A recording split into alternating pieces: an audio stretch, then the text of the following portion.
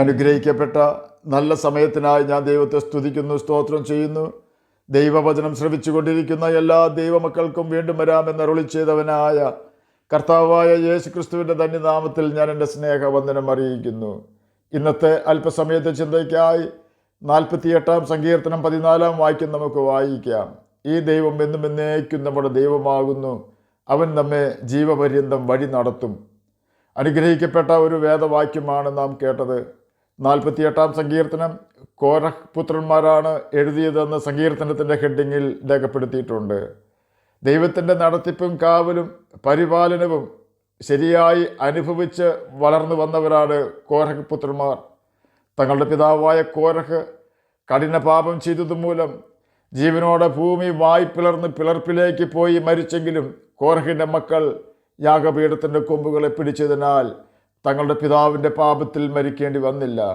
വേണമെങ്കിൽ യാഗപീഠത്തിൻ്റെ കൊമ്പുകളെ പിടിക്കുവാൻ ഓടുന്ന കോരഹിൻ്റെ മക്കളെ പിന്തുടരുവാൻ കോരഹിനു വേണ്ടി ദൈവം ഭൂമിയുടെ വായ് പിളർത്തിയപ്പോൾ ആ പിളർപ്പിനെ അവൻ്റെ മക്കളെയും പിന്തുടരുമാറാക്കുവാൻ ദൈവത്തിന് കഴിയുമായിരുന്നു. എന്നാൽ ദൈവത്തിൻ്റെ വചനത്തിങ്കിൽ വിറയ്ക്കുന്നവരെ ദൈവം കടാക്ഷിക്കുമെന്നത് ദൈവത്തിൻ്റെ ഒരു വാഗ്ദാനമാണ്.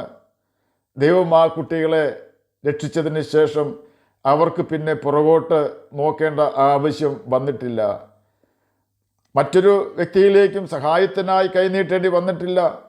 അവരുടെ മക്കളും മക്കളുടെ മക്കളും എല്ലാം അവരുടെ പൂർവ്വപിതാവായ കോരഹിൻ്റെ മക്കൾ എന്ന പേരിൽ അറിയപ്പെടുവാൻ ആഗ്രഹിച്ചു. കാരണം പാപം ചെയ്ത അവരുടെ അപ്പൻ്റെ പബ്ലിസിറ്റിക്ക് വേണ്ടിയല്ല.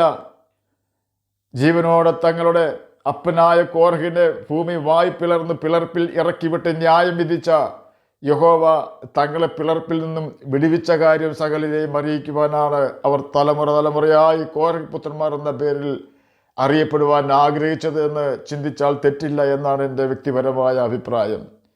കോരഹ് പുത്രന്മാർ പറയുകയാണ്, യഹോവയാ ദൈവം എന്നും എന്നേക്കും നമ്മുടെ ദൈവമാകുന്നു എന്ന്. ഈ മക്കൾ യഹോവയാ ദൈവത്തെ നന്നായി അറിയുമായിരുന്നു. ചെയ്യുന്ന തെറ്റുകൾക്ക് ന്യായമായ ശിക്ഷ കൊടുക്കുന്നവനാണ് യഹോവ എന്ന് ഇവർക്കറിയാമായിരുന്നു. എന്ന് തന്നെയല്ല, പറഞ്ഞാൽ പറഞ്ഞതുപോലെ ചെയ്യുന്നവനാണ് യഹോവ എന്ന് അവർക്ക് മനസ്സിലായിട്ടുണ്ട്. കരുണ കാണിക്കേണ്ടവരോട് മഹാകരുണ കാണിക്കുന്നവനാണ് യഹോവയായ ദൈവമെന്ന് അവർ തിരിച്ചറിഞ്ഞു. തൻ്റെ ന്യായപ്രമാണത്തോട് കൂറ് പുലർത്തുന്നവരെ സംരക്ഷണ ചെയ്യുന്നവനാണ് യഹോവയായ ദൈവമെന്ന് ഈ കുട്ടികൾക്ക് അറിയാമായിരുന്നു. മരുഭൂമിയിൽ വെച്ച് ഇവർ കാണെ ദൈവം ചെയ്ത അത്ഭുത പ്രവൃത്തികളും ഇസ്രായേൽ മക്കൾക്ക് മിസ്രയീം അടിമത്തത്തിൽ നിന്നും മോചനം കൊടുക്കുവാനായി ദൈവം ചെയ്ത രക്ഷണ്യ പ്രവൃത്തികളും കോരഹിൻ്റെ മക്കൾ തിരിച്ചറിഞ്ഞിട്ടുണ്ട്. അതുകൊണ്ട് തന്നെ അവർ തങ്ങളുടെ ആശ്രയം യഹോവയിൽ വെച്ചു. അവർ ലജ്ജിക്കുവാൻ ദൈവം ഇടവരുത്തിയതുമില്ല. യഹോവയെ തങ്ങളുടെ ദൈവമായി അംഗീകരിക്കുക മാത്രമല്ല, ഈ ദൈവം തങ്ങളെ ജീവപര്യന്തം വഴി നടത്തുവാൻ ശക്തനാണെന്ന് ഇവർക്ക് അറിയാമായിരുന്നു. ആകയാൽ എന്നെ കേൾക്കുന്ന പ്രിയ ദൈവമകനെ, ദൈവമകളെ, നമുക്കും ഈ കർത്താവിനെ പിൻപറ്റാം. കാരണം നമ്മെയും ജീവപര്യന്തം വഴി നടത്തുവാനും സകല പ്രതികൂലങ്ങളിൽ നിന്നും രക്ഷിക്കുവാനും നിന്ന ഉരുട്ടിക്കളഞ്ഞ് നമ്മെ ശ്രേഷ്ഠരാക്കുവാനും ഈ ദൈവം മതിയായവനാണ്. അവൻ്റെ പ്രമാണം അനുസരിക്കണമെന്ന ഒരു വ്യവസ്ഥ മാത്രമേ യഹോവ അഥവാ കർത്താവായ യേശു ക്രിസ്തു നമ്മുടെ മുമ്പിൽ വെച്ചിട്ടുള്ളൂ. ഇനി പാപം ചെയ്യരുത് എന്നതാണ് യേശു നമ്മുടെ മുമ്പിൽ വെച്ചിരിക്കുന്ന വ്യവസ്ഥ. നാം പാപം ചെയ്താൽ പിശാചിൻ്റെ മകനായി തീരും. 1 യോഹന്നാൻ 3-ാം അധ്യായം 8-ാം വാക്യത്തിൽ ഇത് രേഖപ്പെടുത്തിയിരിക്കുന്നു. പാപം ചെയ്യുന്നവനെല്ലാം പിശാചിൻ്റെ മകൻ ആകുന്നു. നാം പാപം ചെയ്താൽ ദൈവത്തിൻ്റെ സംരക്ഷണ വലയത്തിൽ നിന്നും നാം പുറത്തു പോകേണ്ടി വരും. ഗന്ധകം കത്തുന്ന തീ പൊയ്കയിലായിരിക്കും നാം ചെന്ന് ചേരുന്നത്. ഇനി നാം ചിന്തിക്കുവാൻ തുടങ്ങുന്നത് ദൈവം നമ്മെ ജീവപര്യന്തം വഴി നടത്തുന്നത് എങ്ങനെയാണ് എന്നതിനെക്കുറിച്ചാണ്. ദൈവം നമ്മെ വഴി നടത്തുന്നത് അവൻ്റെ വചനത്തിൽ കൂടി നല്ല ആലോചന അഥവാ നല്ല ഉപദേശം തന്നുകൊണ്ടാണ്. 119-ാം സങ്കീർത്തനം 105-ാം വാക്യത്തിൽ പ്രകാരം രേഖപ്പെടുത്തിയിരിക്കുന്നു, നിന്റെ വചനം എൻ്റെ കാലിന് ദീപവും എൻ്റെ പാതയ്ക്ക് പ്രകാശവുമാകുന്നു. പാപത്തിൻ്റെ അന്ധകാരം നിറഞ്ഞ ഭൂമിയിലാണ് നാം ജീവിക്കുന്നത്. രാത്രിയിൽ ശരിയായ വഴി തിരിച്ചറിയുന്നതിനും ഏതെങ്കിലും ഉപദ്രവകാരികളായ ജീവികൾ വഴിയിൽ പതുങ്ങിയിരിക്കുന്നുണ്ടെങ്കിൽ അതിനെ കണ്ട് നമുക്ക് അപകടം സംഭവിക്കാതെ ഒഴിഞ്ഞു പോകുന്നതിനുമാണ് സാധാരണയായി നാം ടോർച്ച് ഉപയോഗിക്കുന്നത്. അതുപോലെ തന്നെ സാത്താൻ്റെ വഴിയും ദൈവത്തിൻ്റെ വഴിയും തിരിച്ചറിഞ്ഞ് പാപത്തെയും അതിൻ്റെ യജമാനനായ സാത്താനെയും ഒഴിഞ്ഞ് രക്ഷപ്പെട്ട് ദൈവം കാണിച്ചു തരുന്ന വഴിയിൽ കൂടി നടക്കുവാൻ ദൈവവചനം നമുക്ക് ബോധം തരുന്നു. ബോധം വരുന്നതെല്ലാം വെളിച്ചം പോലെ തെളിവല്ലോ എന്ന് എഫേസ്യർക്ക് എഴുതിയ ലേഖനം 5-ാം അധ്യായം 13-ാം വാക്യത്തിൻ്റെ അവസാന ഭാഗത്ത് രേഖപ്പെടുത്തിയിരിക്കുന്നു. ദൈവവചനം കാലിന് ദീപമാണ്. ദീപം അടുത്ത സ്റ്റെപ്പ് എവിടെ വെക്കണമെന്ന് നമുക്ക് അറിവ് തരുന്നു. ഒരു സ്റ്റെപ്പ് മാത്രം കാണിക്കുന്നതാണ് ദീപം. സൂക്ഷ്മതയോടെ നടക്കുവാൻ വചനം നമ്മെ പഠിപ്പിക്കുന്നു. നാം വചനം അനുസരിച്ചാൽ ഒരിക്കലും ദൈവ വഴി വിട്ടുപോകേണ്ടി വരികയില്ല. ജീവിതത്തിൻ്റെ ഓരോ സ്റ്റെപ്പിലും വചനം അനുസരിച്ച് മാത്രം ചുവടുകൾ വയ്ക്കുവാൻ വചനം നമുക്ക് അറിവ് തരുന്നു. അങ്ങനെ നാം ശരിയായ ലക്ഷ്യത്തിൽ എത്തിച്ചേരുന്നു. ഓരോ വ്യക്തിയും പ്രായോഗിക ജീവിതത്തിൽ ദിനംതോറും വചനം അനുസരിക്കണം. അങ്ങനെയാണ് ദൈവം നമ്മെ ജീവപര്യന്തം വഴി നടത്തുന്നത്. ദൈവവചനം നാം എത്ര വായിച്ചാലും നമുക്കത് ഓർത്തിരിക്കുവാൻ കഴിയുകയില്ല. അതുകൊണ്ടാണ് പരിശുദ്ധാത്മാവിനെ പ്രാപിക്കുവിൻ എന്ന കർത്താവായ യേശു ക്രിസ്തു നമുക്ക് ബുദ്ധിയുപദേശം തരുന്നത്. കാരണം ദൈവാത്മാവിന് കൂടാതെ, ക്രിസ്തുവിൻ്റെ ആത്മാവിന് കൂടാതെ നമുക്ക് ദൈവവചനം വായിക്കുവാനോ മനസ്സിലാക്കുവാനോ അനുസരിക്കുവാനോ കഴിയുകയില്ല. നമ്മെ ജീവപര്യന്തം വഴി നടത്തുവാൻ യേശു പരിശുദ്ധാത്മാവിന് ഭൂമിയിലേക്ക് അയച്ചിട്ടുണ്ട്. അവനാണ് കാര്യസ്ഥൻ. മറ്റെന്തെല്ലാം നാം സമ്പാദിച്ചാലും ഈ ഭൂമിയിൽ ഉപേക്ഷിക്കേണ്ടി വരും. ശലോമോൻ്റെ ഭാഷയിൽ പറഞ്ഞാൽ നമ്മുടെ കഠിനാധ്വാനം മുഴുവൻ മറ്റൊരുത്തൻ ഭക്ഷിക്കും. എന്നാൽ നാം ദൈവാത്മാവിനെ പ്രാപിച്ചാൽ ഈ ഭൂമിയിൽ സമാധാനത്തോടെ ജീവിക്കുവാൻ പരിശുദ്ധാത്മാവ് നമ്മെ സഹായിക്കുന്നു. എങ്ങനെ സംസാരിക്കണമെന്നും എന്ത് സംസാരിക്കണമെന്നും എപ്പോൾ സംസാരിക്കണമെന്നും ദൈവാത്മാവ് നമ്മെ പഠിപ്പിക്കും.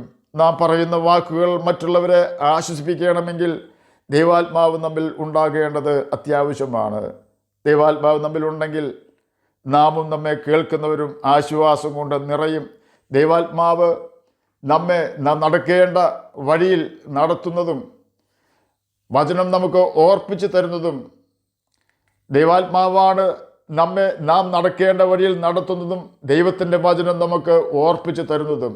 നമ്മൾ ദൈവാത്മാവിൻ്റെ അഭിഷേകമുണ്ടെങ്കിൽ ആ അഭിഷേകം നമുക്ക് ബുദ്ധി ഉപദേശം തരും. 1 യോഹന്നാൻ 2-ാം അധ്യായം 27-ാം വാക്യത്തിൽ ഇതിൻ്റെ ഉറപ്പ് കർത്താവായ യേശു ക്രിസ്തു നമുക്ക് തരുന്നുണ്ട്. അതല്ല എങ്കിൽ നാം തെറ്റായ ബൈബിൾ പ്രസംഗം കേട്ട് ഈ ഭൂമിയിലെ കാര്യങ്ങൾ മാത്രം ചെയ്ത് നിത്യനരകത്തിന് യോഗ്യരായി തീരും. ദൈവാത്മാവാണ് നമ്മെ മരണയോർദാൻ കടത്തി ദൈവസന്നിധിയാകുന്ന ശുഭ തുറമുഖത്ത് എത്തിക്കുന്നത്. ദൈവവചനവും ദൈവാത്മാവും നമ്മെ ക്രിസ്തുവിൽ തികഞ്ഞവരാക്കി ക്രിസ്തു എന്ന തലയോളം സകലത്തിലും വളരുമാറാക്കുകയും ക്രിസ്തുവിനെ പോലെ സ്നേഹവും കരുണയും നിറഞ്ഞവരാക്കി തീർക്കുകയും ചെയ്യുന്നു. ദൈവാത്മാവ് ക്രിസ്തു ക്ഷമിക്കുന്നത് പോലെ നമ്മെ ക്ഷമാശീലരാക്കി തീർക്കുന്നു. സഹിക്കുവാൻ നമ്മെ പ്രാപ്തരാക്കുന്നത് ദൈവവചനവും ദൈവാത്മാവുമാണ്.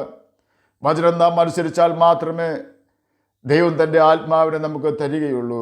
കാരണം വചനം അനുസരിക്കുന്നവർക്ക് കൊടുക്കുന്ന ആത്മാവാണ് ദൈവാത്മാവ്.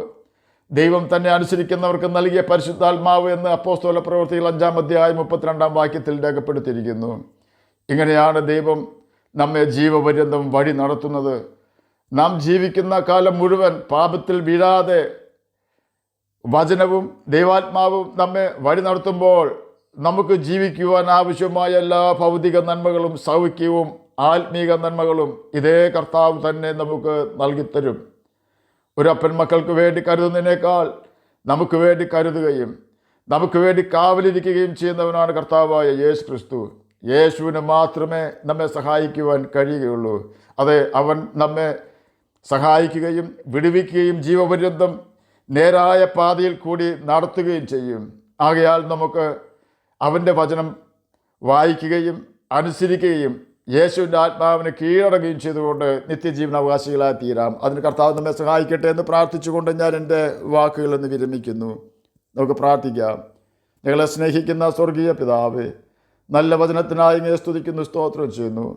എന്നെ കേൾക്കുന്ന ഏതെങ്കിലും പ്രിയപ്പെട്ടവർ അങ്ങയെ തിരിച്ചറിയാതിരിക്കുന്നുവെങ്കിൽ അങ്ങയെ തിരിച്ചറിയുവാൻ കൃപ അവർക്ക് കൊടുക്കണമെന്ന് പ്രാർത്ഥിക്കുന്നു. അങ്ങയുടെ വചനം വായിക്കുവാനും ഗ്രഹിക്കുവാനും അതിന് പ്രകാരം ജീവിക്കുവാനും അടിയനെയും അടിയനെ കേൾക്കുന്ന അങ്ങയുടെ കുഞ്ഞുങ്ങളെയും സഹായിക്കണമേ. പഠിക്കുന്ന കുഞ്ഞുങ്ങൾക്ക് പഠിക്കുവാനുള്ള ബുദ്ധിയും ജ്ഞാനവും ഓർമ്മശക്തിയും കൊടുക്കണമേ. സ്വന്തമായി വീടില്ലാത്തവർക്ക് വീട് കൊടുക്കണമേ. രോഗത്താൽ ഭാരപ്പെടുന്നവർക്ക് രോഗസൗഖ്യം കൊടുക്കണമേ. പ്രാർത്ഥന കേട്ടതിനായി സ്തോത്രം. യേശുവിൻ്റെ നാമത്തിൽ തന്നെ ആമേൻ. കർത്താവ് എല്ലാവരെയും അനുഗ്രഹിക്കട്ടെ. സ്തോത്രം.